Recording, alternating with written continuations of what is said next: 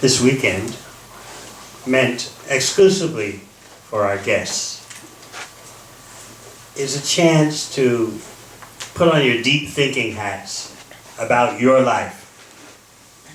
Certainly, for you, your life is the most valuable thing. Your life, and then the life of others that are in relation to your life. But it's all about your life as the center. Is it going in the right direction? Or should we even care if our life is going in the right direction? Should we take time to think about that? Or should we just march in step without questioning, without inquiring, just accept the plot of the story that's been given to us? What do you think? This weekend is a chance to dig out from under the ground the story that's shaping your life. Let's be brave. Let's have some courage and dig out the assumptions that are shaping our life and examine them in the light of the day, rather than leave these assumptions to hang out, to lurk in the shadows. What we're going to find out is that the societies that we're living in have done a great job of hiding you from yourself. Meanwhile, we think we're making progress, we're living in advanced societies, but the stress is just increasing and increasing. The anxieties are just doubling and redoubling. The uncertainties. Should we slow down and ask about these things? Or should we just proceed fully ahead? Because everyone seems to be doing that. I think that because you came here this weekend, you obviously expect a different perspective, a different opportunity. Some of you may have come just to get out of the city to a nice, beautiful place. That's all right. Others may have come because you heard about the food that's served here. That's all right too. We welcome all angles, we welcome all motivations. Even if you just came for the weather or for the food, I can assure you, you're going to hear something that can impact your life at the deepest level. On Thursday, maybe some of you here were there. I spoke at Melbourne University,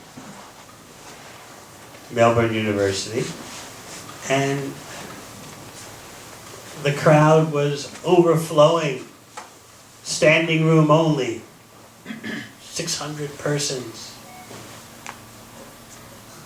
all eager to hear about non-material knowledge and non-material lifestyle.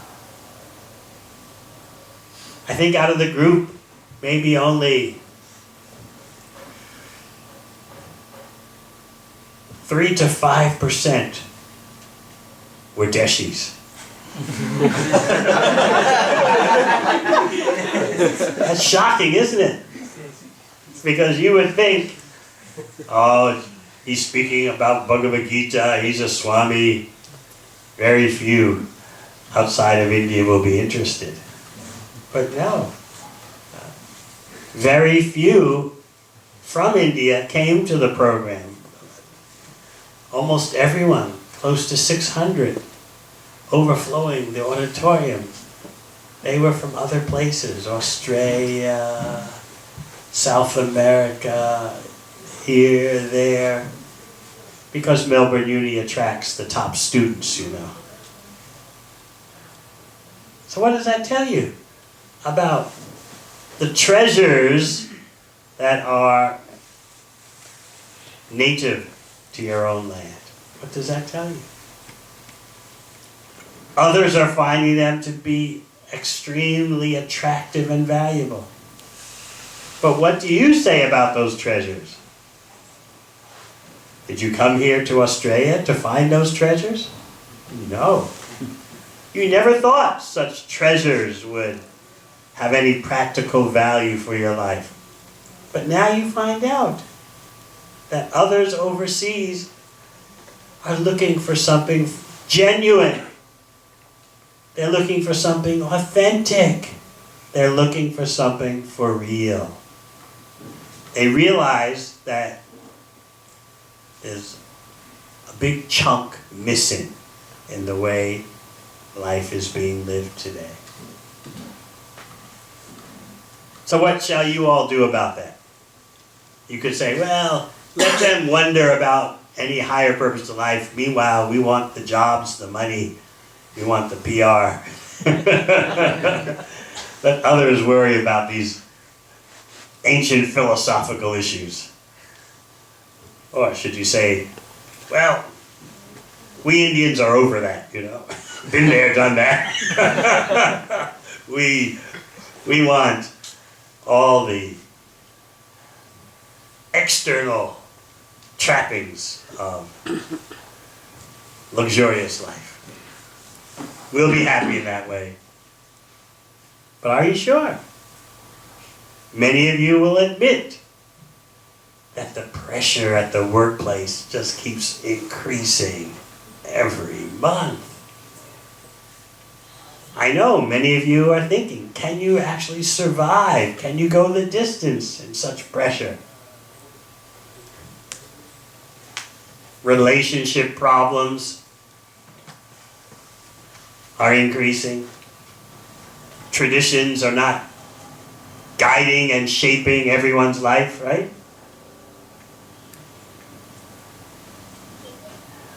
As I often explain when we have these weekends, and we've been doing them for quite some years now, I often explain that you are in a unique position.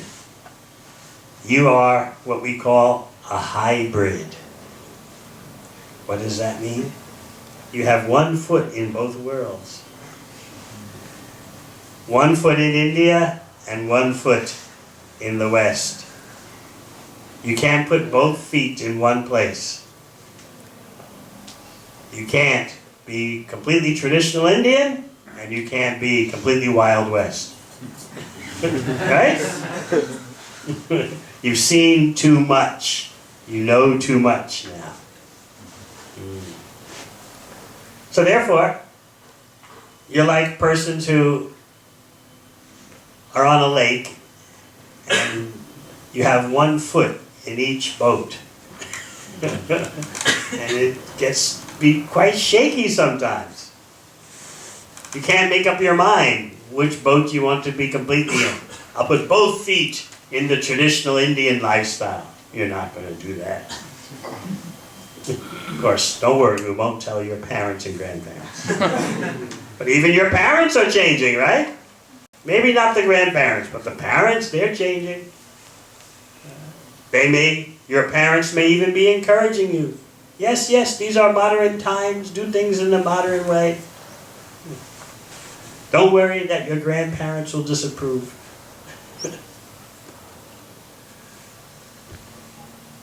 And you can't put both feet in the boat of the Wild West. The freedom looks attractive, doesn't it? Just act and don't worry about what anyone thinks. Don't care what your relatives think. You don't even know. You don't have to know who your relatives are. Don't worry about family life or whether there's marriage or not. Just do what you feel at the moment. It looks attractive, doesn't it? You see something, you grab it. You want to be with someone, you just do it. There seems to be some kind of power, some kind of charm to such enthusiasm. Want to drink? You drink. You want to smoke marijuana? You smoke marijuana. Do what you like. no restrictions. It looks interesting, doesn't it? And I know that many of you are trying it out, but not too much. That's the difference, right? You can't go that road. You can't go down that road completely. There's something that tells you, well, this is a bit over the top, as they say in Australia. But you don't have to go over the top, right? Just a little bit of this, a little bit of that, right? It's time for experimentation. Grandmother's not around to watch you, right? No one will ever know. So you're in a unique situation. Which way will you go? Should you go more to the traditional side or more to the wild side? The completely traditional side, the completely Indian traditional side, it doesn't look like you can be so happy when you look at it through your present vision. At the same time, when you look at the wild side, the Wild West side, that also doesn't look like you can be completely happy. Because somehow or other you notice that the wilder things get, the more miserable people look. And that confuses you, doesn't it? If the freedom, the lack of restriction, the lack of sense control is so wonderful, why does everyone look so miserable? But then your pride takes over. They're miserable because they just don't know how to live a wild life properly. But the Indians will show them how to do both. How to have your cake and eat it at the same time.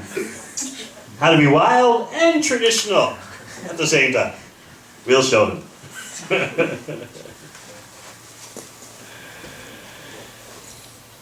Your situation is very interesting because it can lead to enormous benefit for yourself and the world.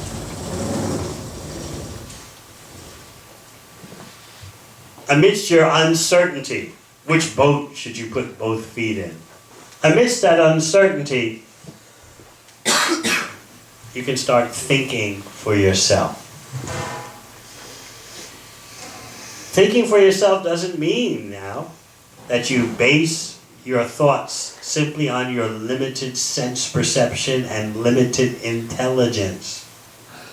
Thinking for yourself, as presented this weekend, will be all about thinking along with the Supreme Consciousness, just as Arjuna did in Bhagavad Gita. We are tiny bits of consciousness, and we're meant to associate with and integrate ourselves with the Supreme Consciousness. Not that we become one. No, that's not possible. We're tiny and the Supreme Consciousness is infinite. But we can become one in purpose, one in goals, one in love. That's what Bhagavad Gita is bringing us to. But then you may wonder, what is all the fuss about Bhagavad Gita? How many of you, when you were children, had a parent or grandparent read you stories from Mahabharata? Raise your hand. So many, yes. But Bhagavad Gita is a part of Mahabharata, as you know. Nevertheless, you're wondering, what does Bhagavad Gita have for me? What does it have for your stage of life, for your success, for your career? Isn't it just a book of stories and traditions? What we are finding out this weekend will be that Bhagavad Gita is the perfect knowledge for everyone. It is the greatest export product of India. And it's amazing that you have to come overseas to find that out. How many of you thought when you applied for school or work in Australia How many of you thought when you were back in India, I will go to Australia and find Bhagavad Gita? Raise your hands, all those who thought like that. Not one.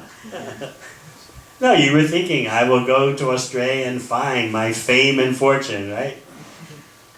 And all your friends and relatives back home, they're cheering you onward. Yes, you'll be CEO in 5 years. You'll make so much money, you'll be so famous. And when you go back to visit your home, the pressure is on you, right? Yeah, they expect to see a glorious success get off the airplane.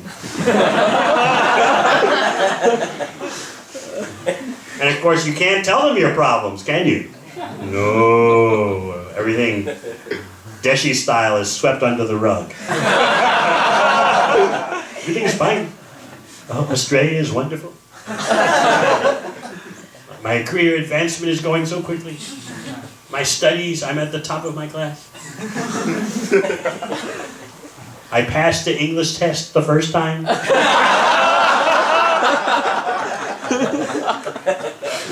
My PR is guaranteed. Yeah, you have to profile like that, right? Because the people back home, they expect. We invested so much money, we took out loans for your education overseas. You're guaranteed to be a success because you're studying in Australia, you have a job in Australia. You're guaranteed, it's absolutely sure you're going to be a success. Whether man or woman. And of course, the ladies, they're finding life in Australia very interesting. This weekend, I want to assure the ladies that you can raise your hand and speak up. You don't have to sit quietly in the back. You can ask questions. You can respond. So the ladies are finding that quite interesting. They can assert themselves. If they're married, I know, I've heard, sometimes the husbands protest. You're not acting in a traditional way. You should do whatever I say. And their wives tell them, we are not in India, we're in Australia. Right?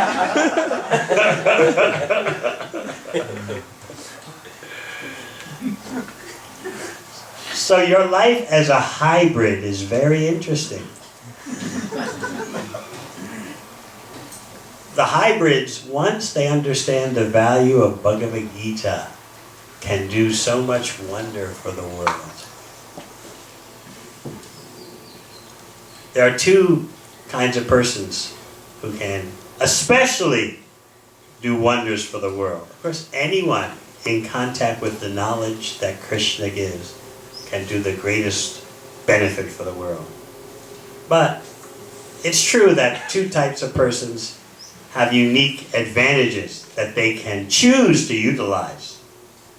One group is made up of those, like me, born overseas. The other group, like most of you, hybrids. Born in India, yet have come out from India to study or work. So that those circumstances cause other people to think when they see you. What, you went to Australia to study and work and now you are interested in Bhagavad Gita? What is going on? Or what people think about me, what, you were born in New York City? Not only born in New York City, but your formative years were in Manhattan, the center of the universe.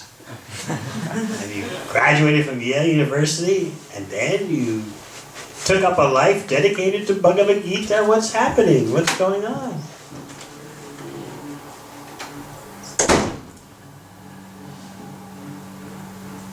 Generally, on these weekends, I explain something that, of course, our staff has heard many times, but this weekend is not for our staff. It's for you, the guests. I explained about the pizza effect.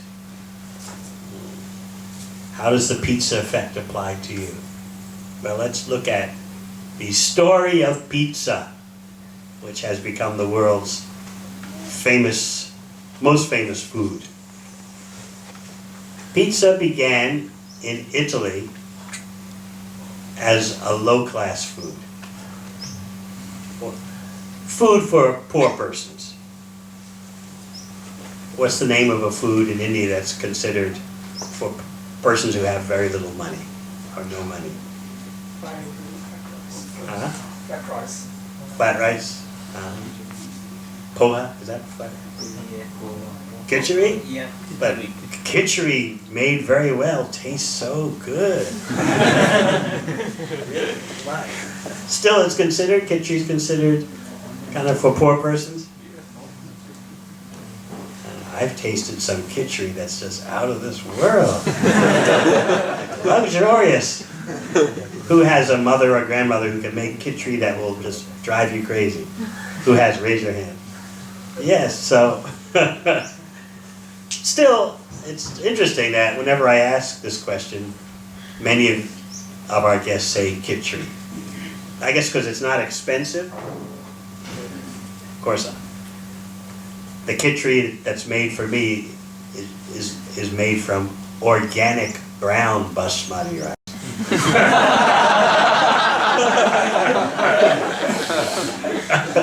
Very healthy and very nutritious. I don't take ordinary rice. In any case, yes, I know poha, flat rice, is considered very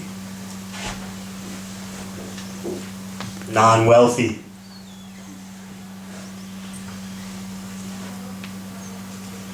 Pizza was like that in Italy.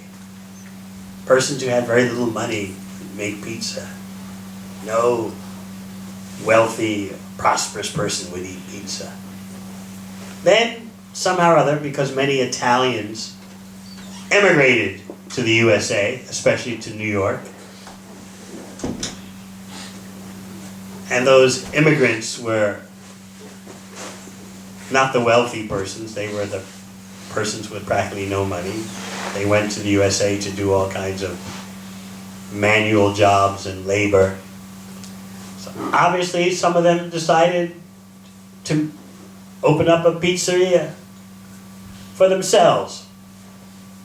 But as the decades rolled by, pizza became attractive to everyone. And now, in many countries of the first world, especially in the USA, pizza is the #1 food.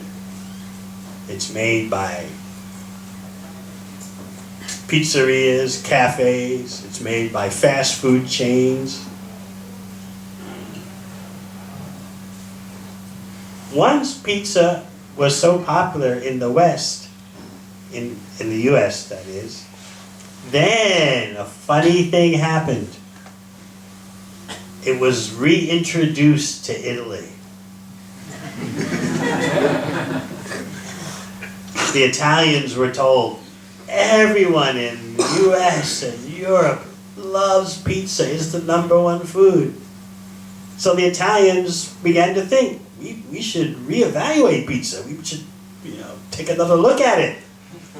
And now in Italy, pizza is popular for the wealthy, for the middle class, for everyone. But pizza had to leave Italy and then come back as a success story.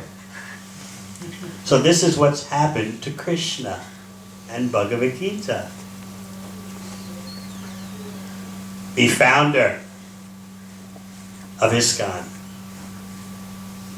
His Divine Grace, Srila Prabhupada,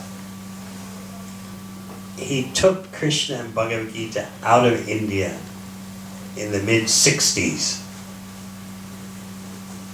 He landed on a boat in New York, my birthplace, with just a few dollars. Rupees equivalent to a few dollars. And from there, the worldwide Krishna Conscious Society began.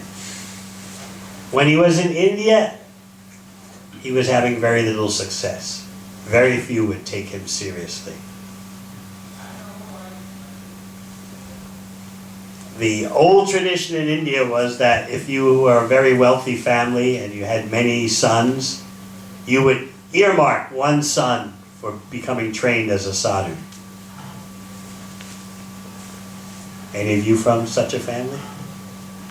No. This is early 20th century. A rich man with 5, 6, 7 sons would think, let one of my sons become trained as a sadhu. It'll be the greatest benefit for the family. So, Srila Prabhupada, before leaving India for the West, would go to these wealthy dynasties, like the Birlas, you know. He would go to them and say, please, can you give me one son for brahmacharya training? I'll personally train this person to be a first-class devotee of Krishna. The families were very pious, old-style pious. Maybe some of you know the old-style aristocratic pious dynasties in India. So there was no doubt the families were very pious, but they were thinking, no, no, no. Swami, sorry. Please, don't touch our boy. He's meant for technology. In other words, the old traditions were crumbling. What to speak of what's happening today? That was back in 1940s, 1950s. Now, you wouldn't dare say such a thing to a wealthy aristocratic family. Please, you have 5 sons. Give one son for sadhu training. People would think you're crazy. They would think you're ready for the mental institution. So Srila Prabhupada had practically no success in India. Everyone was caught up with industrial advancement. This is before the IT age. So everyone was caught up in factories, industries. That's the way forward. So he left India. And he took Krishna and Bhagavad Gita overseas.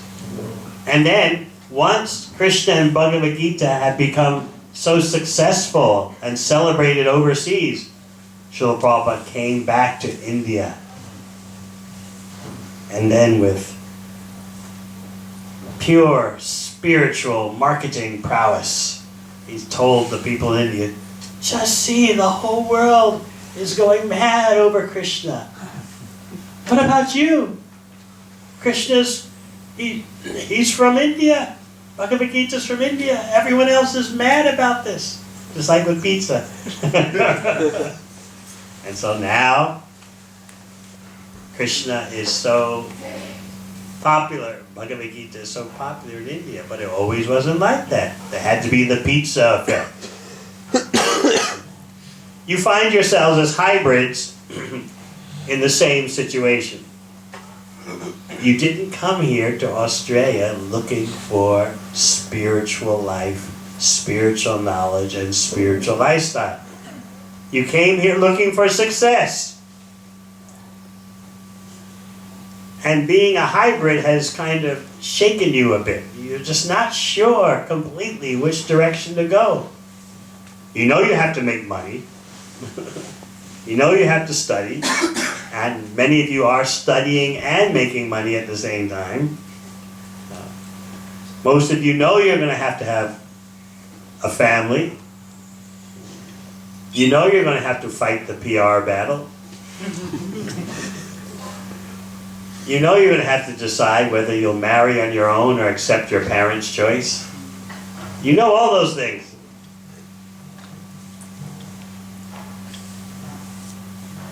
That load of questions and issues makes you question, what is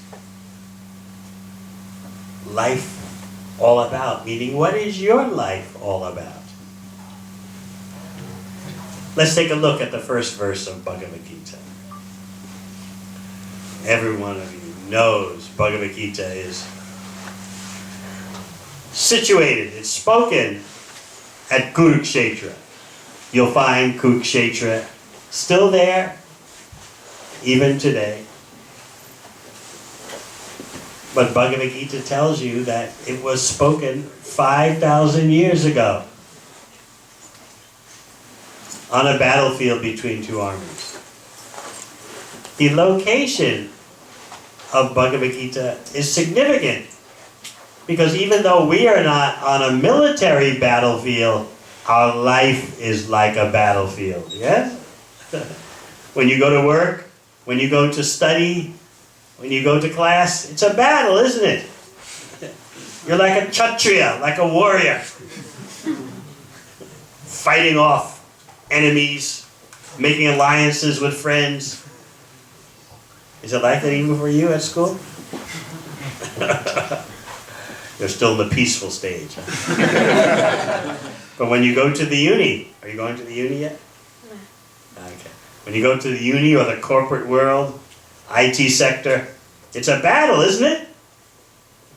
Battling for contracts. Battling for immigration status. When you marry, you battle to get your spouse over here. Even now, what's the latest thing? You marry, and then the spouse says, I don't want to go over there. You come over here. Right? That's the latest. You married and thought it was automatic. You marry a girl, and she'll come over to join you in Australia because you're working in Australia, making the money. But then you're shocked to find out. Wait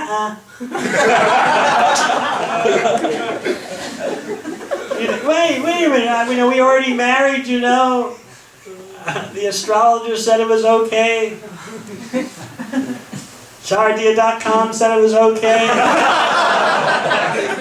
And now you don't want to join me. Wait, this is not the way the traditions go. But then she tells you, who said that we follow traditions? You appeal to the girl's father and mother, and what do they tell you? Oh, she makes up her own mind. She does what she wants. So you're trapped. You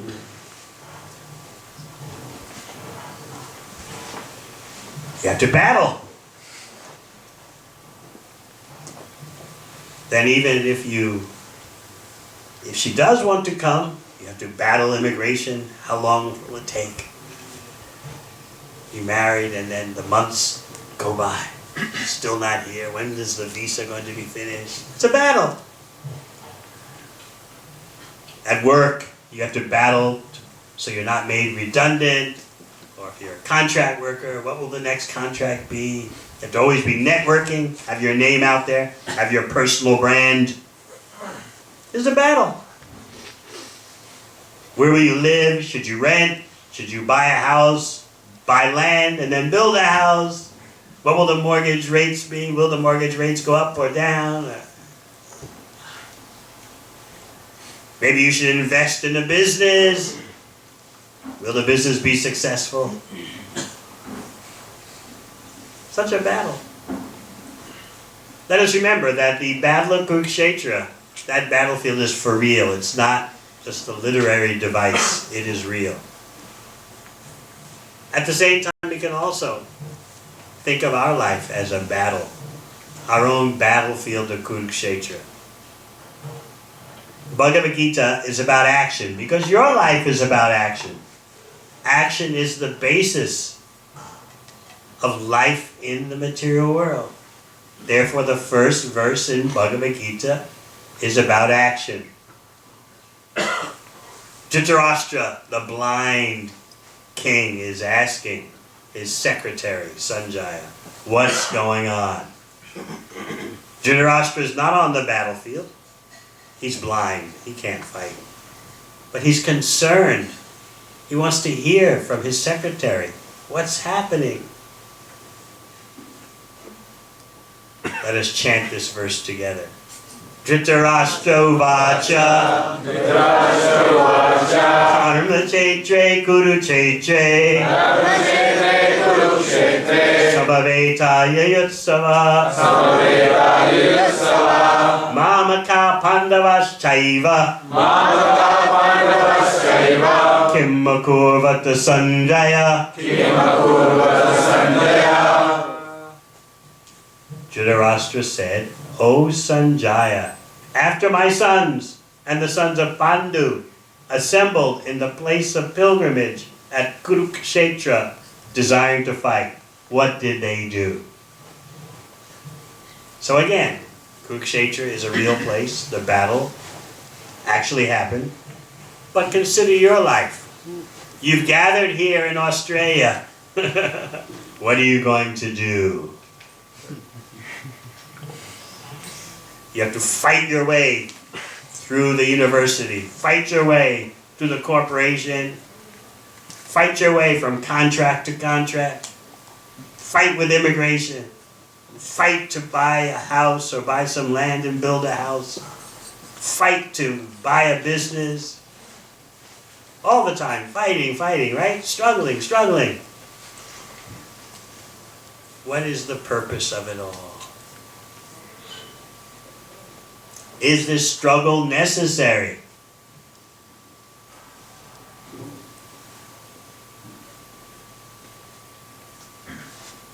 Let's talk about success now.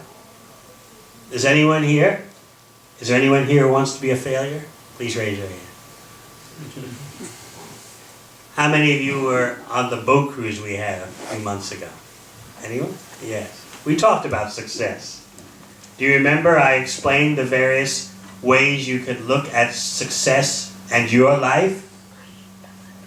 What's the most common way? Who remembers? The race. You compare your life and your efforts for success to a race. Race means someone wins, someone loses. There can only be one winner. Race means that you're competing against others, trying to get ahead of them. Your life as a race means you don't want to stumble, because what happens if you stumble? What happens? You fall, and what happens after you fall? Huh? What happens in a race? Not only do you lose the race, yes, that's obvious, but the most embarrassing thing happens when you stumble in a pack of racers. People laugh at you. Huh? People laugh at you. More than laugh at you, you get trampled by the other runners. How horrible. Think about this fear. Losing your place in the human race. You stumble, you fall, you're trampled. So even though you don't know who you are and why you are racing, you still have to keep going because you're afraid of stumbling and being trampled.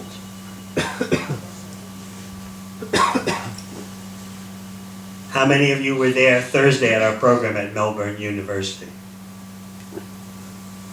A few. I talked about musical chairs. You know the game, the childish game, musical chairs? How many of you played that game? Raise your hand. Okay. Where would this game usually be played? At children's parties and things like that? Marriage also. The adults play it at marriage? Huh? Or the children play it? The adults play it too, huh?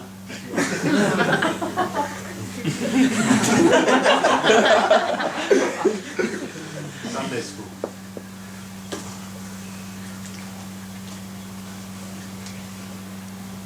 So what is the great fear when you're playing musical chairs? Who knows? Yes, the music stops. Everyone else has a chair but you. Isn't it a horrible feeling? Do you remember what it was like? Such paranoia takes over you, such guilt. Oh no, I don't have a chair, I'm not worthy, I'll be looked on as a freak. Even, what do you try to do? You try to squeeze onto the chair of another child, right? Anything but be left without a chair. So this is how we are living our life. As a game of musical chairs. And we're paranoid because just like in the game of musical chairs, there's always one chair less. What, they keep taking more and more chairs out? Yeah. So there's not enough chairs for everyone. So that's what you're thinking. Swami, we've got to battle. We've got to have our own Kurukshetra because there's not enough chairs for everyone. Someone's going to be left without a chair, and it's not going to be me. Alright? You came to Australia to study and work so that you be guaranteed a chair at the table of prosperity. But you know, it's a game of musical chairs. Someone's going to be left without a chair. It can't be me. So you're paranoid. I have to battle. I have to struggle. And then you pass this same lifestyle down to your children. You have to battle. You have to struggle. It's a game of musical chairs. There's always one chair less. Don't be caught out when the music stops. So in this way, the paranoia and anxiety is passed down from one generation to another. But as I explained just 2 days ago, we excuse ourselves for responsibility. We don't take responsibility. We don't take personal responsibility for the situation, for all the paranoia that playing the game of musical chairs produces. We tell ourselves what's called the Resignation Theory. What do you want out of me, Swami? I didn't make the world the way it is. I didn't design this world. I'm just trying to survive. I'm trying to do what I gotta do. Don't make us feel guilty, Swami. This is the way the world is. We didn't make the world this way. We're just trying to survive.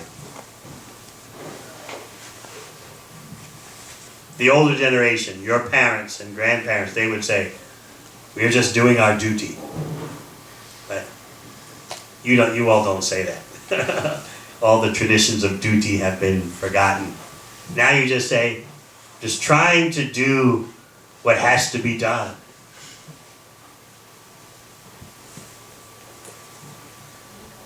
There's no shame about just trying to do for yourself. And doing for yourself must be done. So that's the resignation theory. You resign yourself to, this is the way life is.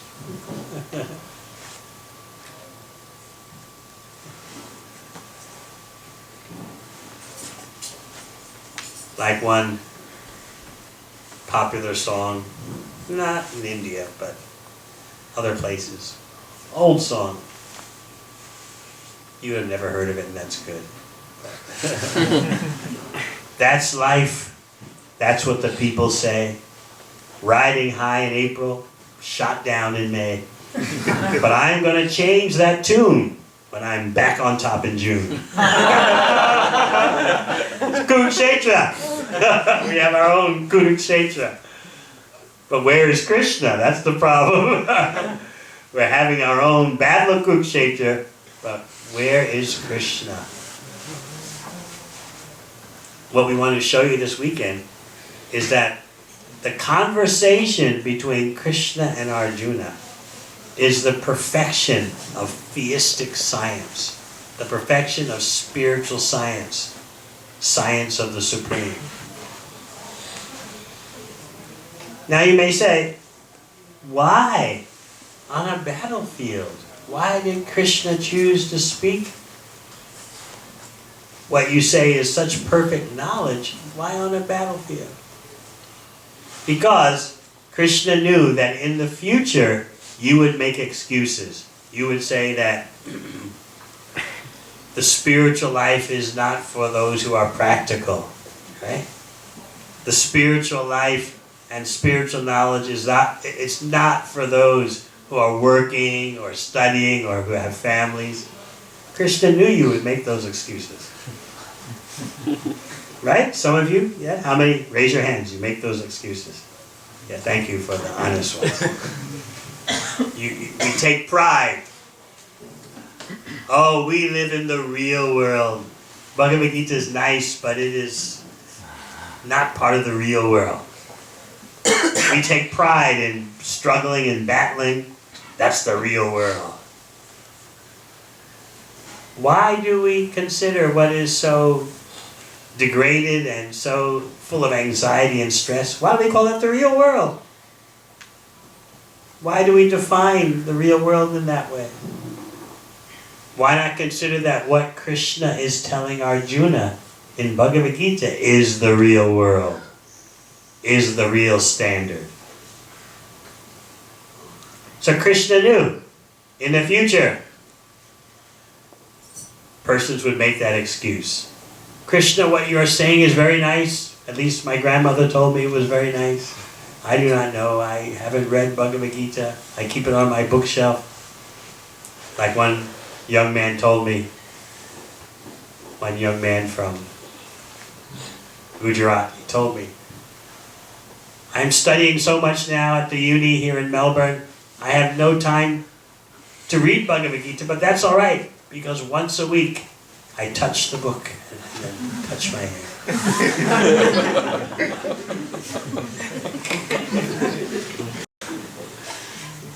He said, more than that, even before I touch the book and then touch my head, I purify my hand with water. Once a week.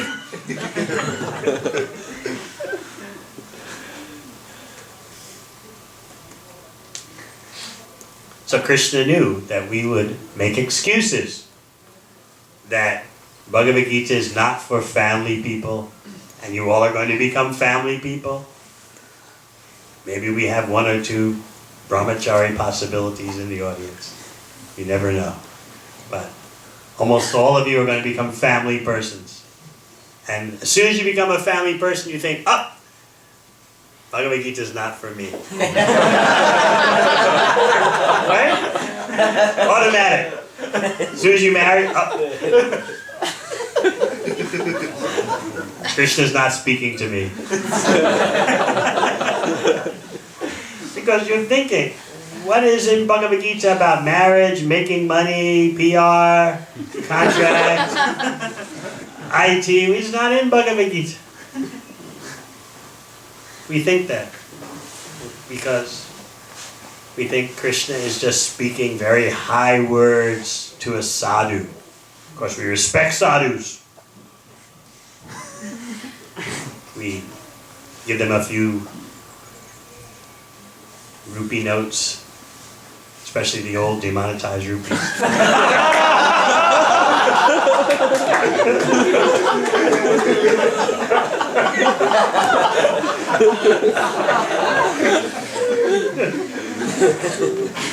So we respect Bhagavad Gita for the others, for the sadhus, but for us, we think we live in the real world, practical world, the world of battle. That's why Krishna spoke Bhagavad Gita to whom? He spoke to Arjuna, who is a family man and an administrative, martial, warrior man. Krishna took away all your excuses by doing that. So again, let's consider your life. You've assembled at a battlefield. Your job, your workplace. Even on Shardiya.com, you have to battle, right? How many have done it? You've made a profile? Raise your hand. Oh, everyone. Oh, there's one honest person. No ladies? No profile on Shardiya.com? All married already, yeah? You have to battle. How to make yourself look most attractive. Is this picture the good one? How to make your profile sound interesting. And then, of course, often is the case, right? When Your parents are looking over your shoulder. Oh, is your profile the way it should be? Maybe you can make it even better. And your parents are evaluating the persons you come across. Oh, this looks like a good one. What do you do when you find someone who looks like a good one? What do you do? How do you do it? When you click one box, or what do you do? All of a sudden, no one knows. Friend request. Huh? Send a friend request. Send a friend request. Okay, thank you. One honest person. So it's part of the battle, right? You send a friend request. And you hope, what will I get in return? And then you have to evaluate. Should we take this further? Should we not? It's a struggle. We think it's part of falling in love. It's part of getting a better life. But actually, it's a struggle. Can I really believe what I'm reading about the other person? Even now, as we may see later in one of the video clips we'll watch, because you can't trust the profiles completely. What do? You hire a private detective. It's a battle. It's a struggle. You're looking astonished. Yes, it's happening. You'll see later today. Because you don't know if the other person's telling you the truth.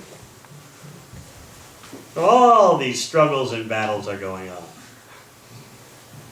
But if we pay attention to Krishna and Arjuna on the battlefield of Kurukshetra, then we can find the greatest knowledge, the greatest lifestyle management information.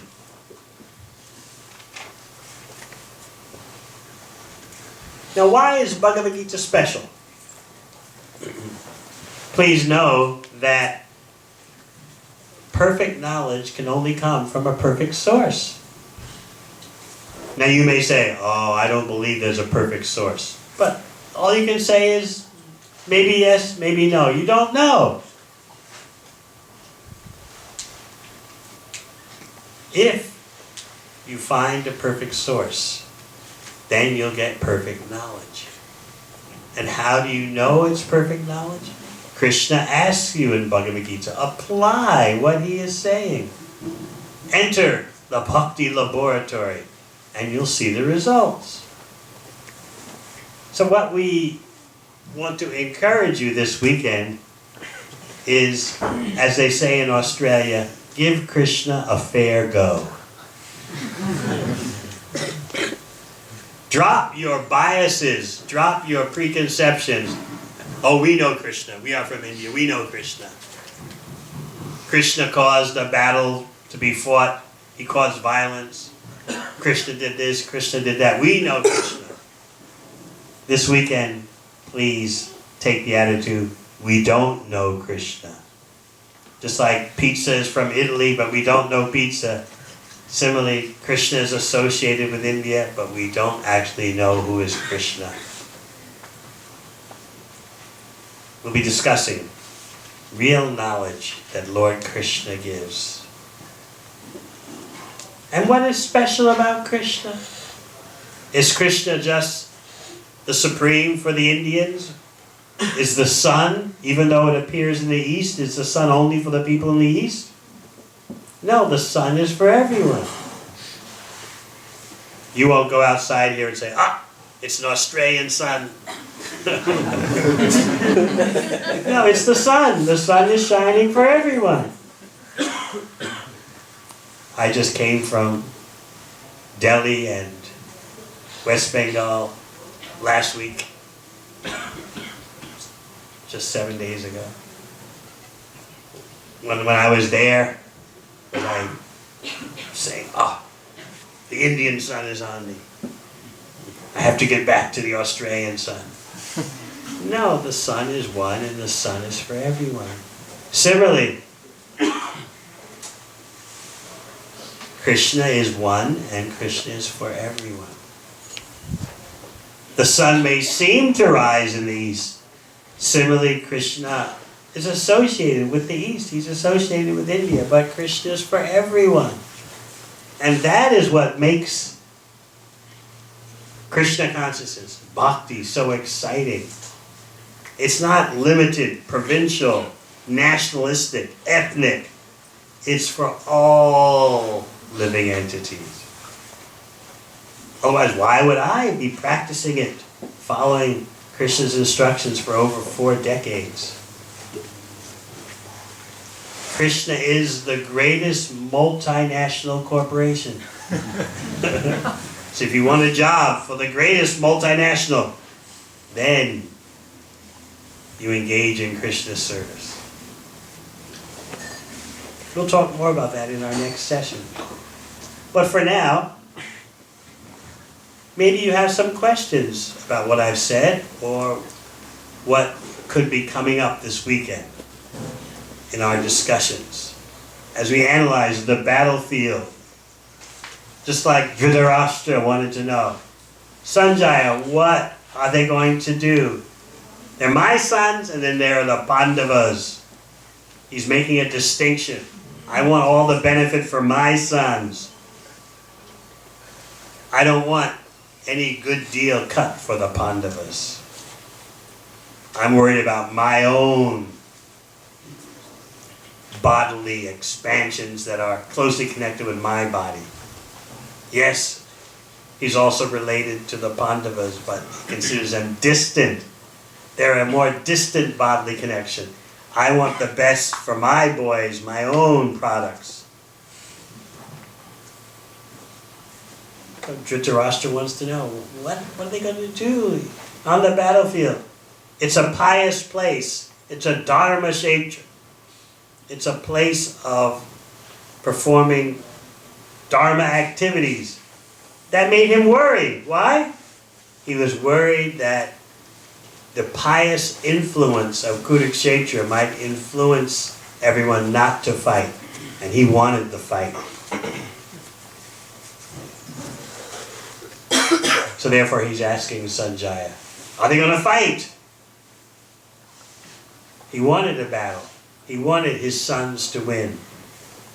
Of course, you know the outcome of the battle is that Dhritarashtra and his cohorts, they'll lose everything, including their life. Why did Krishna do such a thing? If he is perfect and complete, why did he allow this battle to happen? We'll talk more about that. And we'll find out that we all have our own issues with Krishna. Right?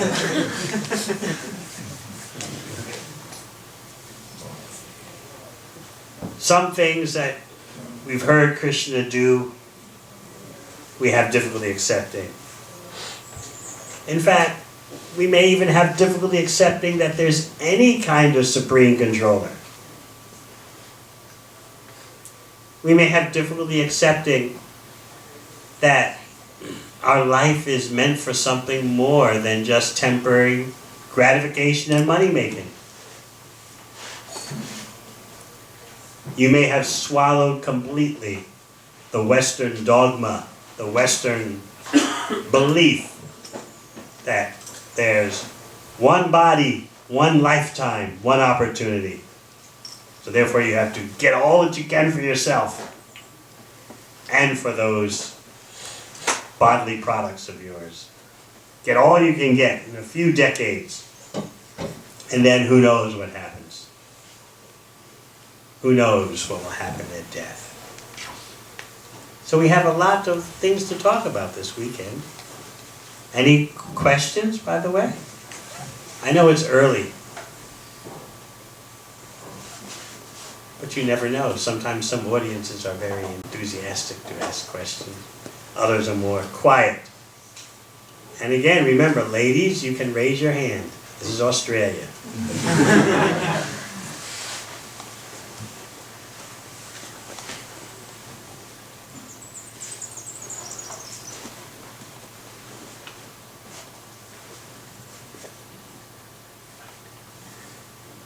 Everyone's looking shy.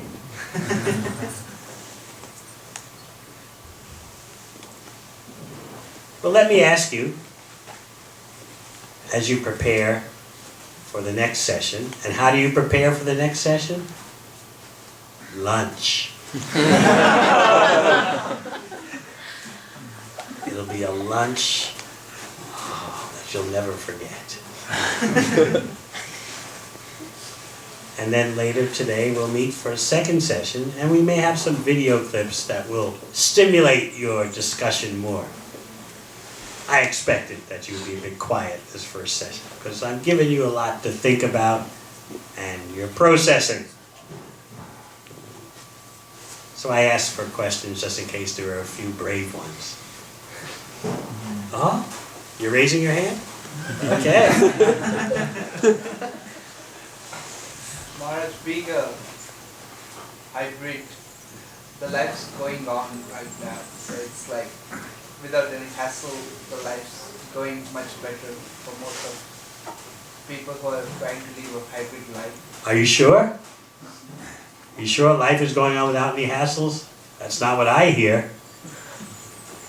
I hear all kinds of relationship problems, job problems, stress problems, PR problems. So this can be categorized as life as a part of compromise, whereas you mentioned about life as a race, so life can be a part of compromise as well, where you need to compromise with these adversities. What do you mean by compromise? Give me an example. So this struggle, How do you compromise? I try to look around for a workaround solution for a certain type of problem. Well, give me an example. If you are an IT executive, you work in a safe way, that's compromise. You work in what? In a retail store, Supermarket. that you compromise. Why? That's what I think he's trying to mean. Like, Yeah, that's if what you come from India as an IT executive, here you don't find the job in the right profession, but you work in a safe way, that's compromise that you make. Oh, what do you do in the safe way? Stacking up shelves and stuff like that. While you're doing your studies? Yeah, and try to settle, I think. And what? And try to settle in the Western world. Yes. Yes, this is all part of the battle. It's a big blow to your prestige, yes? You come to Australia to be a top IT walla, and you end up stacking boxes.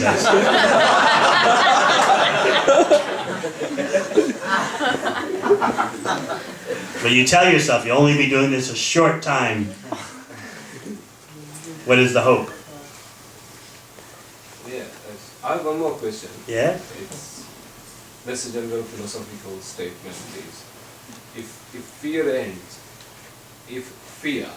ends, you die.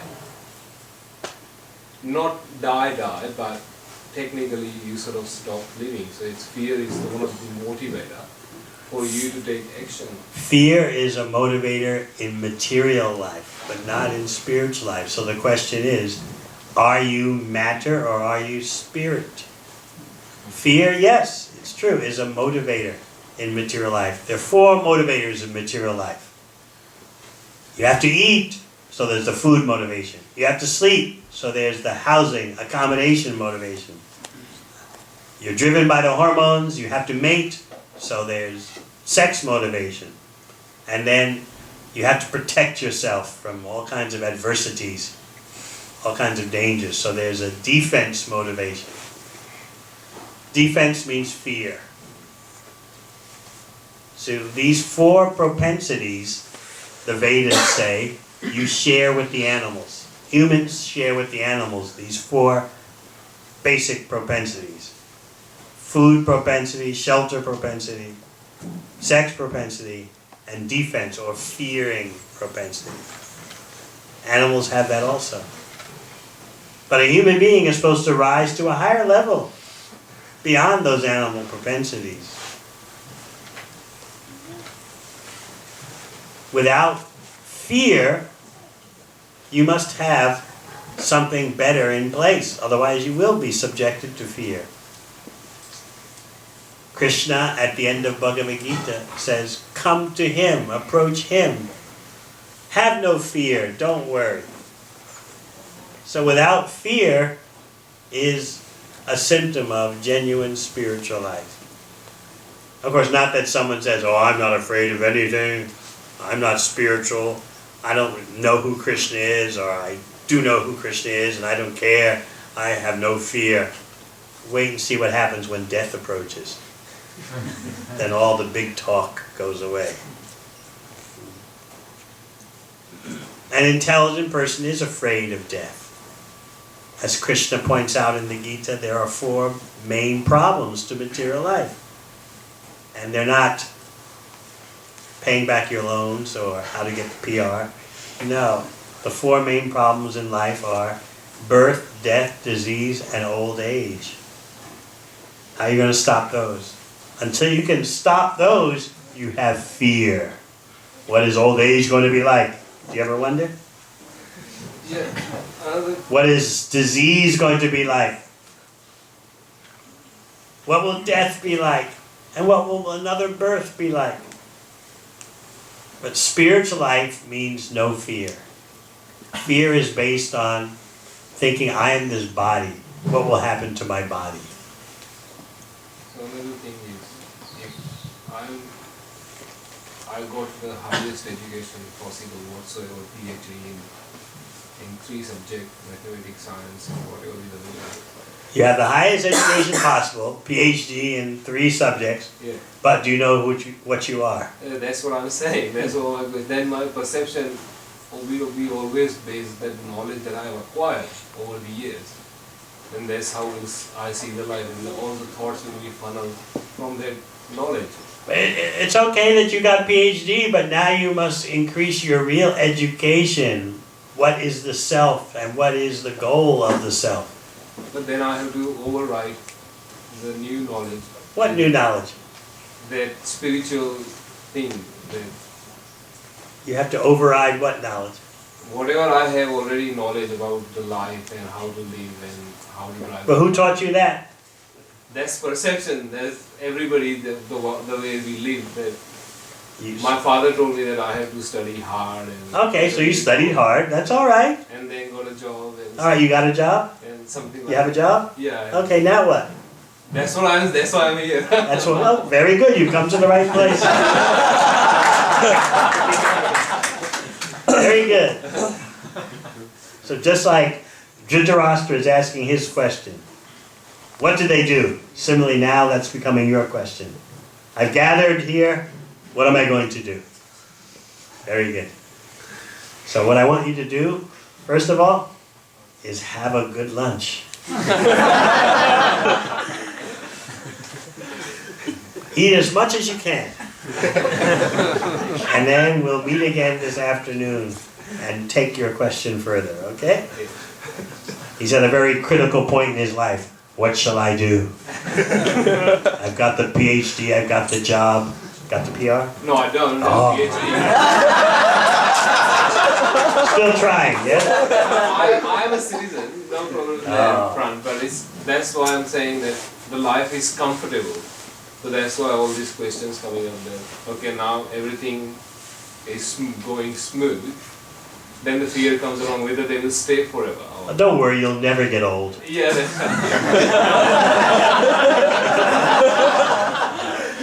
You'll never get sick. And you won't die until you want to die. Are you married yet?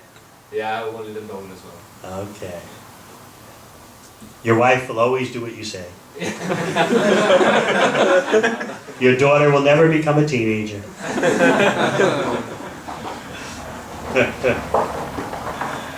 All right, we'll talk more this afternoon. Thank you very much. Hare Krishna.